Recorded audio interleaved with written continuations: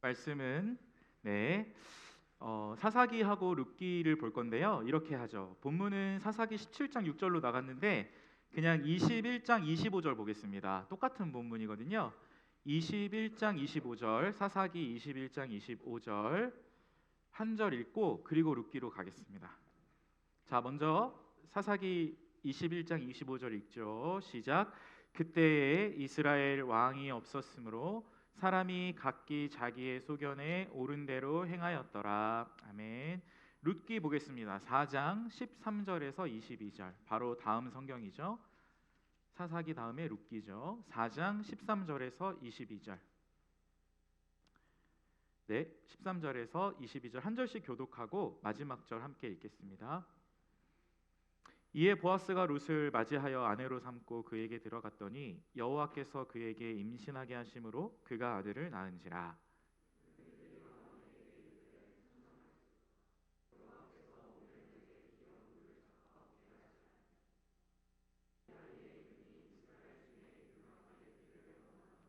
이는 내 생명의 회복자이며 내 노년의 봉양자라. 곧 너를 사랑하며 일곱 아들보다 귀한 내 며느리가 낳은 자로다 하고.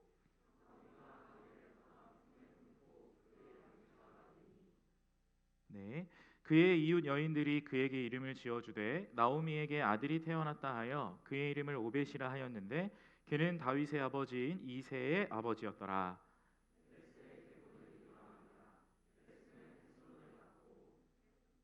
헤스로는 람을 낳았고 람은 아미나답을 낳았고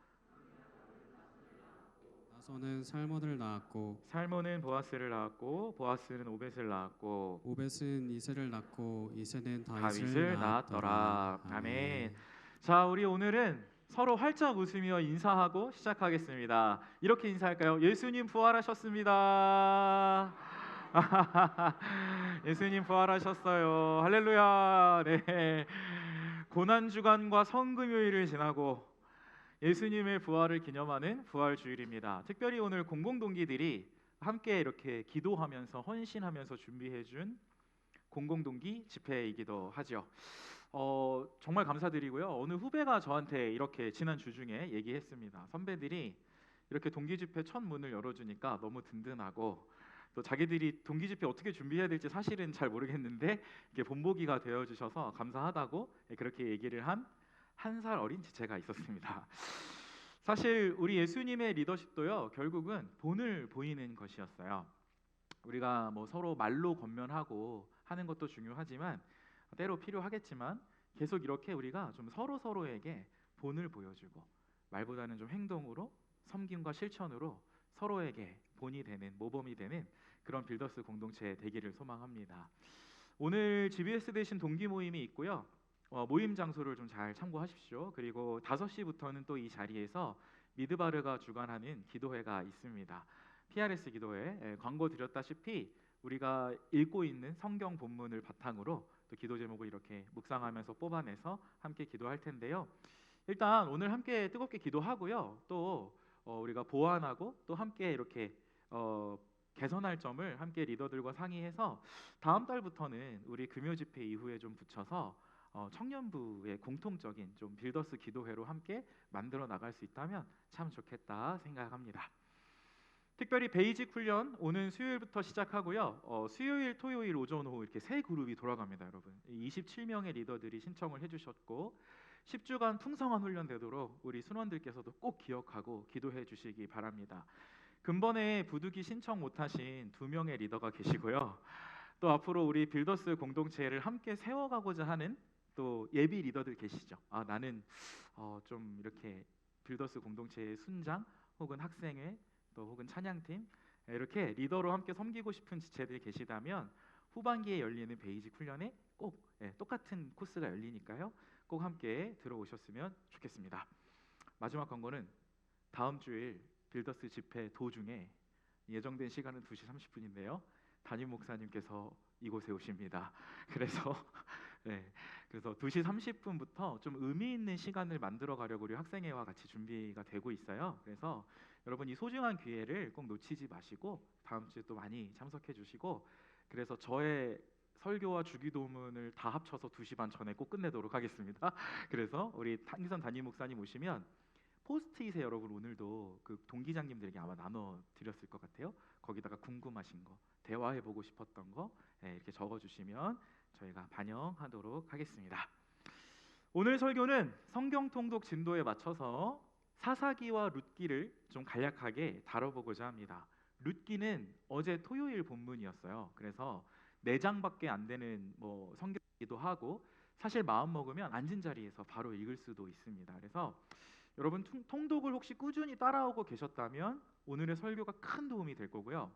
혹 조금 뒤처졌더라도 여러분 조금 뒤처졌죠? 조금 뒤처졌더라도 나중에 오늘의 설교를 좀 기억하시고 사사기와 룻기를 읽을 때 참고하시면 또 많이 도움이 되실 것 같습니다. 혹시 아예 통독을 놓고 계신 분 있다면 그러면 여러분 오늘 룻기부터 제발 한번 심기일전해서 완독을 도전해 보시면 어떨까요? 그러니까 이전 것은 지나갔고 보라 새 것이 되었도다 룻기부터. 그래서 어제 본문이니까 룻기부터 좀 오늘 읽고 완독 올리시고 내일부터 또 진도 따라가면 어떠실까 싶어요.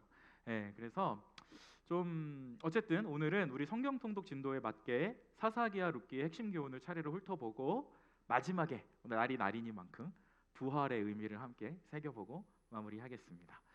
자, 제가 제 기억에 11월 26일 여러분에게 선포했던 설교 때 잠깐 다뤘던 단어인데요. 링반베롱이라는 단어가 있었습니다. 기억을 하시는지 모르겠어요. 이 전문 산악인들이 쓰는 용어라고 했는데 그러니까 등산을 하다가 제가 그때 막 한라산 한번 다녀왔다고 여러분 앞에 막 의시되면서 막 얘기했었던 끄덕끄덕 기억이 나시는 것 같아요.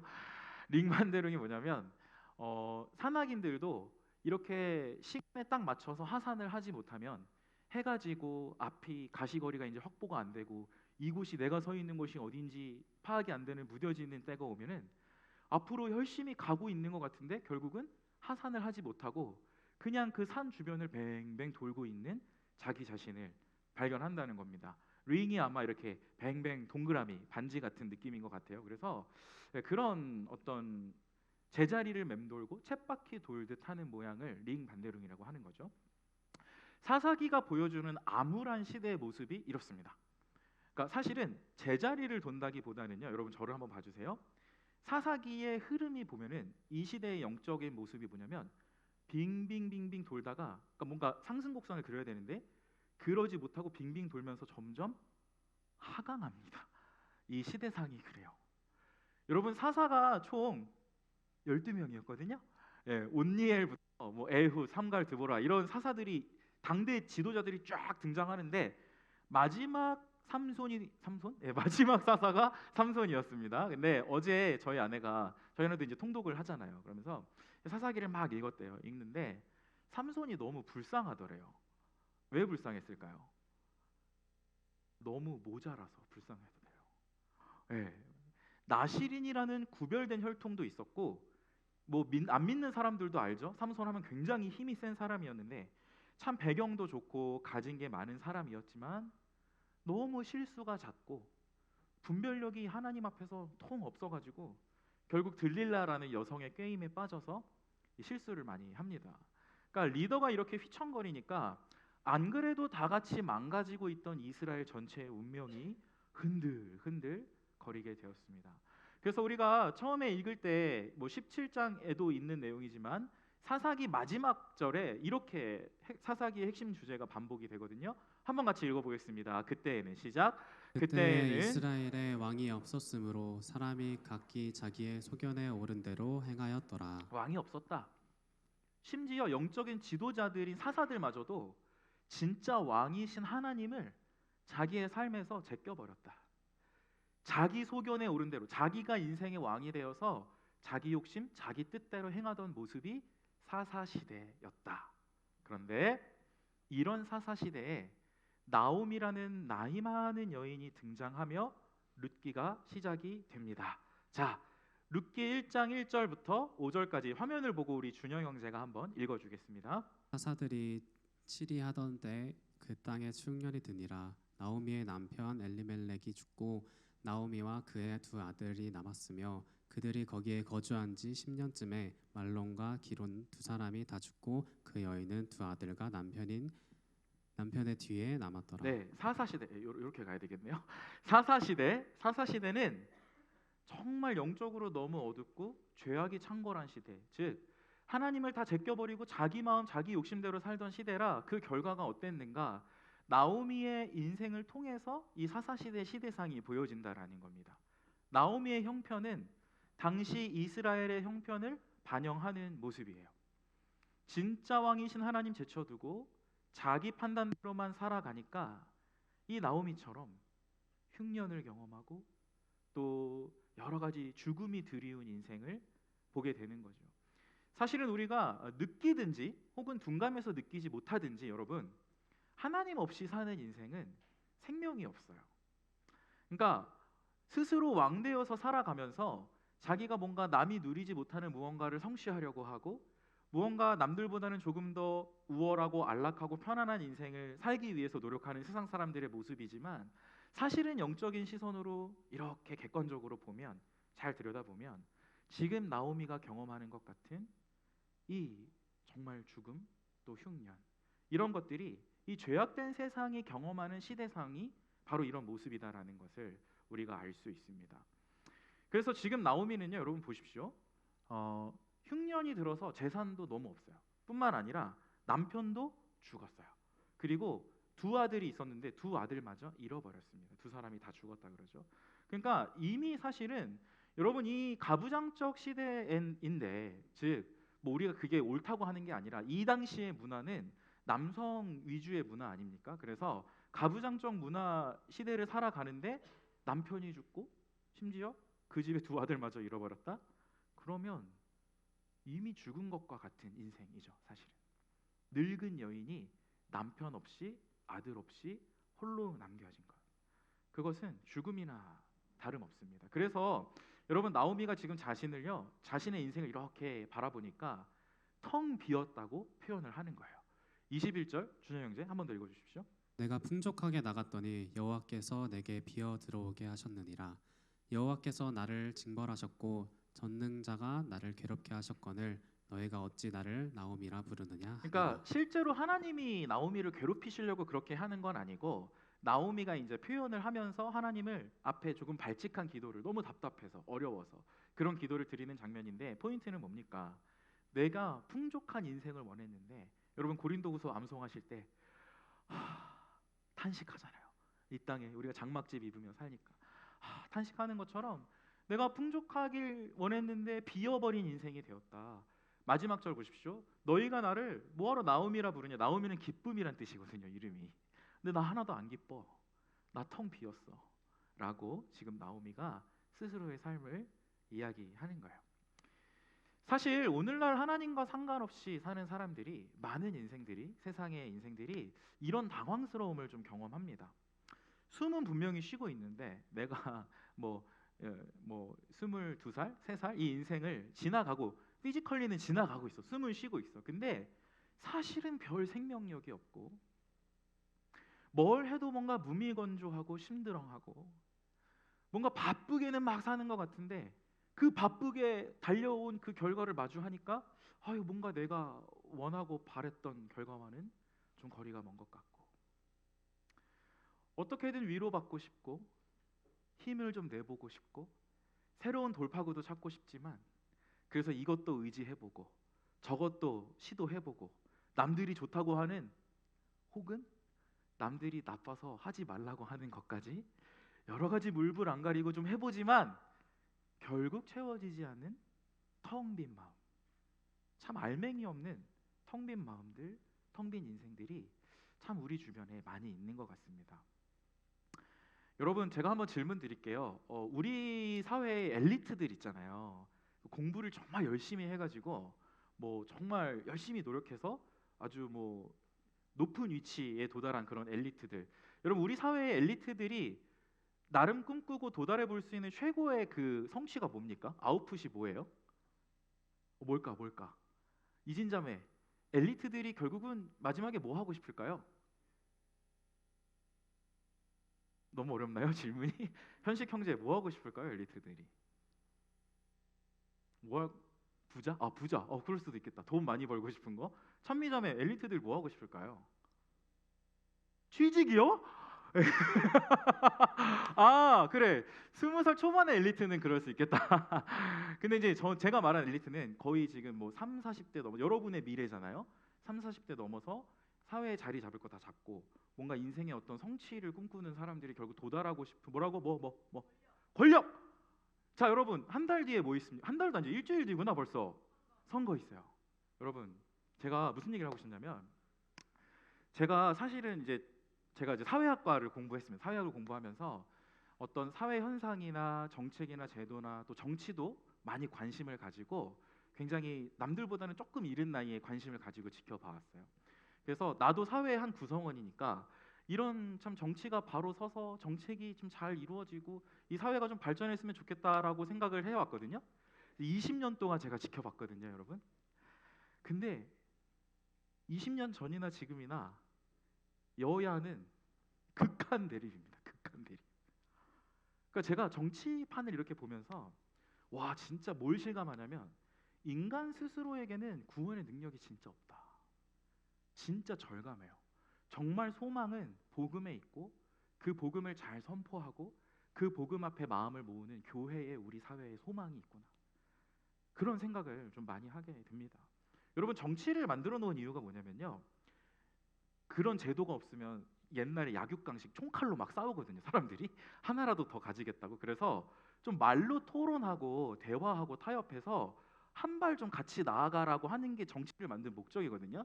근데 총칼만 안 들었지 오늘날도 네 편 내 편이 딱 나뉘어져 가지고 자기 주장만 계속 관철하는 모습이 이 사회에 있어요. 그러니까 제가 어느 한쪽 편을 드는 거 아닙니다. 예를 들어서 어느 한쪽에서 보면 마음에 안 드니까 수사해, 압수수색해, 그리고 구속시켜 상대편을. 또 이쪽에서 보면 막 정말 마음껏 막 조롱하고 탄핵. 그러니까 서로를 대화의 파트너로 인정하지 않는 너무나 이런 어려운 모습들이 있어요. 다들 여러분 한 명 한 명 뜯어보면 스펙 진짜 좋고요. 사회에서 정말 이것저것 이미 부자들 정치인들 보면 돈도 많이 벌었고 취직도 했어요. 정치인들 보면. 근데 그런 사람들이 정말 똑똑하고 날고 긴다는 사람들이 모여서 싸워요. 빚 좋은 개 살고 뻥 뚫려 있습니다. 그래도 여러분 투표는 꼭 하셔야 됩니다. 예. 우리 크리스천들이 그래도 말씀으로 기도로 좀 분별해서 여러분 일주일 뒤에 사전 투표 있나요? 그죠? 예.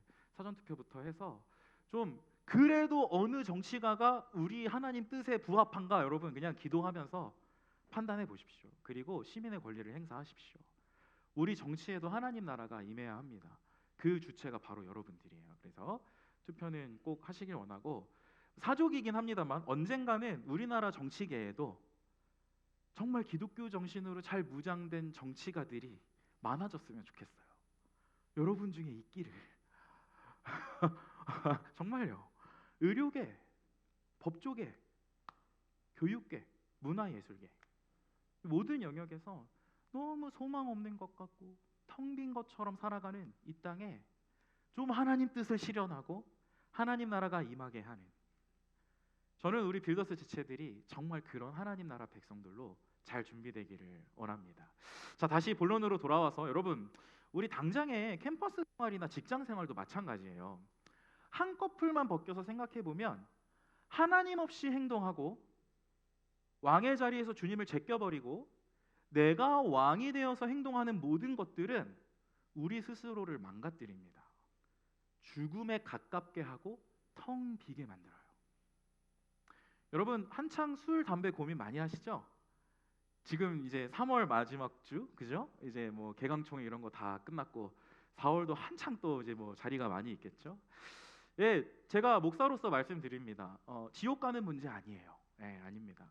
그러나 여러분이 구원받은 백성으로 캠퍼스 생활하는데 직장 생활하는데 그것을 입에 딱 대는 순간 혹은 입에 딱 대는 순간 그 순간에 한번 생각해 보는 거예요. 내가 지금 모시고 있는 왕이 하나님인지 나 자신인지 고민해 봐야 돼요. 잠시 짜릿하고 잠시 즐거울 수 있죠. 그러나 여러분 뭐 엄연한 과학적 사실입니다. 어쨌든 알코올은 뇌를 건드리고요. 흡연은 폐를 건드리고 전자담배라도 니코틴을 몸에 축적하죠. 그러니까 내 소중한 몸을 하나님 주신 선물이요. 여러분 잘 들으십시오. 소중히 다루어서 하나님이 기뻐하시는 뜻을 위해 드려야 할 이 몸을 내가 스스로 왕되어서 오히려 죽음의 한 뼘 더 가깝게 만드는 행위가 그런 행위가 아닌가 생각해 봐야 됩니다. 자, 여러분 저와 여러분끼리니까 그냥 적나라하게 한 번 더 얘기할게요. 여러분 이성이 함께 모인 자리에서 분별 없이 술 마시다가 절제력을 잃고 사고도 나는 거 아닙니까? 매스컴에도 심심치 않게 보도가 되더라고요. 평생 참 잊어버리기 어려운 상처가 사건 사고가 그런 술자리에서 생기는 건 아니겠습니까? 그러면 뭐가 남을까요? 텅 빈 마음, 공허함. 우리 마음에 큰 구멍이 더 파이게 되겠죠. 그래서 우리 몸과 영혼을 망가뜨리면서까지 즐기는 그런 습관들은 여러분 하나님이 정말 이걸 기뻐하시나 고민해봐야 됩니다. 자, 지옥 가는 문제는 아니라고 했어요. 여러분 복음 믿으면 다 구원받은 거예요. 하나님의 사랑을 누리는 자녀로서 나를 사랑하시는 우리 아빠가 진짜 좋아하시는 게 뭘까? 내 인생을 진짜 위해서 기뻐하시는 뜻이 뭘까? 그거를 고민해 봐야 된다는 겁니다. 그래서 하나님 나라 백성들은 되게 순간적인 쾌락이 아니라 하나님이 주시는 더 근원적인 기쁨, 참된 만족을 추구해야 되겠죠.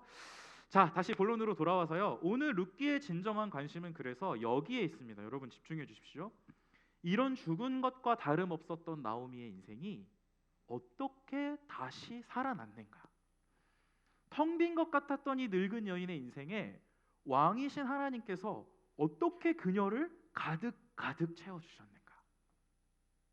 룻기는 이 나오미에게 하나님의 은혜가 결코 끊이지 않았다고 함께하고 있다고 보여줍니다. 사사시대에 다 자기중심적으로 살면서 개인도 병들고 사회도 병들고 다 망가지는 것 같았는데 그 시대에도 하나님을 의지하면서 하나님을 사랑하고 이웃을 사랑하며 끝까지 하나님 뜻에 순종하던 사람들이 있었어요. 자기 스스로가 왕이 아님을 겸손히 인정하고 내 인생의 진짜 왕은 하나님임을 진짜 믿으며 살았던 사람들. 그래서 왕이신 하나님의 그 주도권을 인정하고 그 말씀에 순종하며 하나님과 이웃을 사랑했던 사람들, 바로 룻과 보아스가 있었습니다. 일단 룻은요 나오미의 며느리였어요. 우리 1장 14절 한 절만 좀 읽어볼까요? 준비 시작. 그들이 소리를 높여 다시 울더니 오르바는 그의 시어머니에게 입을 맞추되 룻은 그를 쫓아더라. 자, 이제 나오미가 형편이 너무 어려워져 흉년 들고 남편 아들 다 죽고 이제 고향에서 못 살고 막 이방까지 그 양식을 찾으러 나왔단 말이죠. 이런 상황에서 이제 며느리 둘이 덜렁 남겨졌잖아. 그런 상황에서 두 며느리가 있었습니다. 룻하고 오르바가 있었어요. 이제 오르바부터 먼저 보면 오르바는 아주 쏘쿨하게 떠났어요. 시어머니를. 내 살 길이 더 중요해서 그냥 입을 맞추고 슝 떠났습니다. 그러나 룻은 나오미를 붙쫓았더라. 여러분 붙쫓았다는 게 뭐냐면요. 오늘날 안 쓰는 말인데 그냥 영어로 하면 클링이에요. 클링. 딱 달라붙어가지고 시어머니 곁에 계속 머물렀다는 말입니다. 여러분 우리도 이 사랑을 누리고 있습니다. 여러분 이 사랑 누리고 있습니까? 복음을 믿은 사람은 딱 붙어서 떠나지 않으시는 그 사랑 누리고 있어요. 조건 없이 우리를 사랑하셔서 하나 되어주시고 죄인이었던 우리를, 남들은 다 떠나갈 만큼 너무나 수치스러운 모습인데 내 모습이, 내 내면이, 근데 이런 우리를 용서하시고 딱 붙어서 결코 어느 무엇도 그 사랑에서 끊을 수 없게 하시는 그 예수님의 사랑을 오늘 룻이 나오미를 통해서 보여주는 것 같습니다. 그래서 여러분 이 룻이 정말 끝까지 시어머니를 떠나지 않고 이웃을 사랑하라 하신 그 하나님의 뜻을 실천을 했죠. 또 나오미에게 하나님의 은혜가 되어준 또 다른 인물은 보아스입니다. 보아스 역시 이 암울한 사사 시대에 하나님의 율법을 잘 기억하고 순종하던 사람이었어요. 보면 2장 15절 16절 한번 여러분 읽어주십시오. 시작. 룻이 이삭을 주우러 일어날 때에 보아스가 자기 소년들에게 명령하여 이르되 그에게 곡식만 사이에서 죽게 하고 책망하지 말며 또 그를 위하여 곡식 다발에서 조금씩 뽑아 버려서 그에게 줍게 하고 꾸짖지 말라 하니라. 여러분, 이 보아스가요 율법에 순종하는 사람입니다. 왜냐면요 율법에, 우리 모세오경 율법에 이 대목이 있거든요. 이방인들이 혹은 가난한 자들이 너의 밭에 와서 이삭 줍는 것을 막지 말라. 그리고 이삭을 남김없이 땅에 있는 것까지 다 거두지 말고 이삭 거두다가 남은 것들이 바닥에 있으면 그것들을 너의 이웃들을 위해서 남겨두어라. 그게 하나님의 마음이었거든요. 보아스가 그 마음 그대로 순종하고 있습니다. 그러니까 하나님 믿고 주님을 신뢰하던 사람이었던 거죠. 뿐만 아니라 이 보아스가 나오미에게 어떤 사람이 되어주냐면 가까운 친척이었거든요. 그러니까 나오미의 남편인 엘리멜렉의 가까운 친척이 보아스였습니다. 여러분, 이거를 잘 이해하면 진짜 룻기가 쉬워지는 거예요. 마지막 고비입니다. 여러분 잘 들어주세요. 나오미의 남편 엘리멜렉이 죽었잖아요. 그러면 성경에 의하면 그 엘리멜렉과 가까운 친척이 이 나오미에게 있었던 이 밭을 살 수 있는 권한이 주어져요. 그리고 그 밭을 사면서 거기에 딸려 있었던 며느리들이 만약에 과부라고 하면 그 과부와도 결혼을 할 수 있는 권한이 있습니다. 그러니까 당시에 여성들이 혼자 남겨지는 것이 굉장히 너무나 힘든 그런 시대상이었기 때문에 하나님께서 그런 조금 어려운 말로 계대 결혼이라고 하죠. 그러니까 남편이 죽으면 또 가까운 친척이 와서 같이 결혼하고 그 재산도 함께 이렇게 공유해주고 계속 대를 이을 수 있게 해주는 그런 율법이 있었어요. 그런데 이 보아스가 바로 이 나오미 남편의 소유의 밭을 다시 사고, 그리고 당시에 또 미망인이었던 남편을 잃고 괴로워하고 있었던 룻과 결혼을 하게 되죠. 그리고 죽은 자의 친척이 가게를 이어서 책임지도록 했던 그 하나님의 율법에 순종하는 모습을 보여줍니다. 근데 여러분, 아까 오르바처럼, 그러니까 오르바도 며느리였지만 쿨하게 떠났잖아요. 보아스도 사실은 보아스보다 더 가까운 친척이 있었어요. 그래서 보아스가 룻과 결혼을 하기 전에 그 가까운 친척에게 먼저 권합니다. 그게 하나님의 순서니까, 율법의 순서니까. 근데 그 가까운 친척, 이제 아무개라 그래, 이름도 없어요 성경에 보니까. 그 가까운 친척이 이렇게 딱 보더니, 아, 내가 그래 나오미의 밭을 내가 살 수 있어. 근데 밭을 사면서 지금 이 미망인 룻하고 결혼까지 해야 돼? 내가 그건 못하겠다. 그러면서 보아스야 네가 해라, 그렇게 이야기합니다. 왜 그러냐면 여러분, 룻하고 결혼을 하면 또 자녀가 나올 거 아니에요. 그러면 새로 생긴 그 자녀하고 내 기존에 있던 자녀와 재산 분할을 또 해야 될 일이 생길 거 아닙니까? 그러니까 이런 현실적인 고민들이, 하나님의 율법과 말씀이 있지만 당장 예상되고 당장 어려움이 떠오르는 이 현실적인 고민들이 그 사람의 발목을 잡았던 것 같아요. 그래서 그 사람은 고사하고 보아스에게 이 기업 물을 권리를 양보합니다. 정리하자면 룻도 보아스도 하나님을 왕으로 굳게 인정하고 매일의 삶에서 그 말씀의 율법에 충실하던 사람들이었어요. 눈앞에 예상되는 현실적인 손해가 있었어요. 룻에게도 있었습니다. 나이가 너무 많은 시어머니, 거동도 불편하고 했을 텐데 남편도 없는 이 상황에서 같이 살고 싶은 사람이 많이 있겠어요. 그러나 그런 조건을 따지지 않고 오르바는 진작에 떠났고 다른 친척도 나오미 도울 것을 거절했지만 오늘 룻과 보아스는 현실에 주눅들지 않고 우리 모든 삶의 진짜 왕이신, 진짜 주인이신 하나님을 신뢰했습니다. 현실의 염려 앞에서도 용기 있게 하나님의 편을 선택하고 그분의 부족함 없는 인도하심을 끝까지 신뢰했어요. 하나님께서요, 여러분, 아까 주인공이 나오미였잖아요. 이런 믿음의 사람들인 룻과 보아스를 사용하셔서 텅 비었던 나오미의 인생을 가득 채워주셨습니다. 자, 우리 마지막으로 본문 4장 13절과 15절인데요. 화면을 보면서 함께 좀 읽어보겠습니다. 이게 무슨 대목이냐면 이제 룻과 보아스가 이제 보아스의 은혜를 입어서 룻이랑 결혼을 하잖아요. 그래서 이제 아기가 태어나요. 그 아기 이름이 오벳인데 그 오벳을 받아 아는 이 나오미를 보면서 주변 사람들이 이야기하는 거예요. 자, 한번 읽어보겠습니다. 시작. 이에 보아스가 룻을 맞이하여 아내로 삼고 그에게 들어갔더니 여호와께서 그에게 임신하게 하심으로 그가 아들을 낳은지라. 이는 내 생명의 회복자이시며 내 노년의 봉양자라. 곧 너를 사랑하며 일곱 아들보다 귀한 내 며느리가 낳은 자로다 하니라. 그렇습니다. 여러분, 룻기는요, 왕이 없던 시대에 다들 진짜 왕이신 하나님을 제껴버리고 자기 소견대로 살던 시대에 하나님께서 이런 발칙한 죄인들을 불쌍히 여기시고 끝까지 오래 참으시고 진짜 왕을 보내주시는 이야기입니다. 보아스가 룻과 결혼해서 낳은 아들이 오벳이거든요. 그 오벳이 이새를 낳고요. 그 이새가 낳은 아들이 바로 이스라엘의 훌륭한 왕 다윗이었습니다. 그리고 그 다윗의 후손으로 여러분, 이스라엘의 왕일 뿐만 아니라 저와 여러분의 인생을 진짜 붙드시고 가장 아름다운 곳으로 인도하시는 왕 누구시죠? 예수 그리스도가 이 다윗의 후손으로 오시게 된 거예요. 사실 우리가 예수님의 부활을 생각해 보면 우리 15절의 룻기의 표현처럼 예수님이야말로, 부활하신 우리 주님이야말로 진짜 우리 생명의 회복자시고, 여러분 봉양자라는 이 말은 양육자라는 뜻도 되거든요. 네, 우리 인생에 이 진짜 왕이신 예수 그리스도를 하나님이 보내주셔서 이 예수를 믿은 우리는 진짜로 생명이 회복돼요. 한 번 회복된 생명은 영원토록 취소되지 않습니다. 그리고 그 천국에 가게 된 영원한 생명을 이 땅에서부터 가지고 살면서 매일매일 나를 양육해 가시는, 딱 붙어서 떠나지 않으시고 나를 성숙시키시고 성장시키시는 예수 그리스도의 그 은혜를 우리가 누릴 수 있는 것이죠. 그것이 복음의 약속입니다, 여러분. 복음을 믿고 예수를 주인 삼은 우리에게 이미 주어진, 그리고 앞으로 반드시 이루어질 약속이라는 거예요.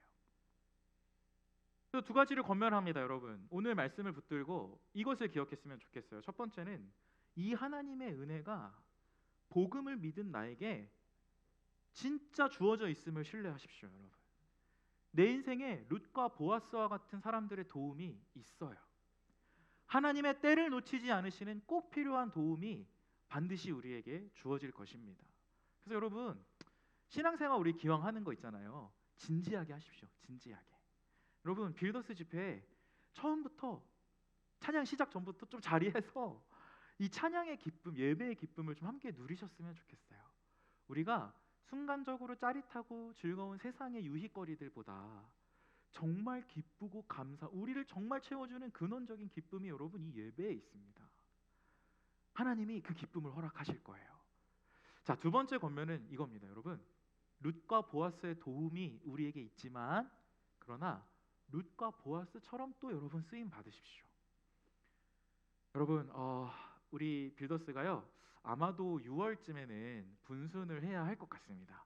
그런 상황이 좀 우리에게 주어졌어요. 주님이 또 많은 새가족들 보내주고 계시고, 또 우리가 또 여러 가지 오랫동안 안 나오던 지체들도 또 함께 보고 하는 이런 상황 속에서 여러분, 지금 기존의 순장님들도 계시지만 예비 순장님들이 많이 계십니다, 우리 안에. 나오미와 같은 우리 인생들, 청년들을 복음을 주시고 정말 예수님이 이미 왕이 되어 주셨는데 그들을 살리고 세우는 일에 하나님께서 저와 여러분을 초청하십니다. 인생이 누릴 수 있는 기쁨 중에 굉장히 고상한 기쁨이 뭘까 하면 다른 사람을 살리고 세우는 기쁨. 하나님이 나를 통해서 일하시고 나를 통해서 많은 사람들이 든든하게 세워지는 것을 볼 때, 그때 진짜 큰 또 근원적인 기쁨이 있어요. 그래서 여러분, 나인가 싶으면 6월에 꼭 함께 순장으로 함께 하셨으면 좋겠습니다. 꼭 순장이 아니더라도 우리 빌더스 공동체를 함께 세워가는 리더들로 좀 룻처럼 보아스처럼 함께 해주시면 너무 좋겠습니다. 탁월함은 필요 없습니다. 개인적인 능력도 필요 없어요.